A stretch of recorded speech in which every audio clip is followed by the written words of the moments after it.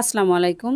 আজকে আমি দুধ জাল করতে গিয়ে দুধটা ফেটে গেছে। এই ফেটে যাওয়া দুধের ছানা দিয়ে মিষ্টি বানিয়ে দেখাবো। আমার এখানে 1 কেজি পরিমাণ দুধের ছানা আছে। তার সঙ্গে 1 চামচ চিনি ও 1 চামচ আটা দিয়ে দিলাম। আমি প্রথমে আটা ও চিনি একসঙ্গে মিশিয়ে নিয়েছি। এবার হাতের তালুতে এভাবে ছানাগুলো একটু মথে নিলাম। 5 মিনিট একটু মথে নেওয়ার পর এগুলো এরকম একটু লম্বাটে শেপ দিয়ে দিলাম। আপনারা চাইলে গোল ভাবেও বানিয়ে নিতে পারেন। একটি প্যানে পর্যাপ্ত পরিমাণ তেল দিলাম।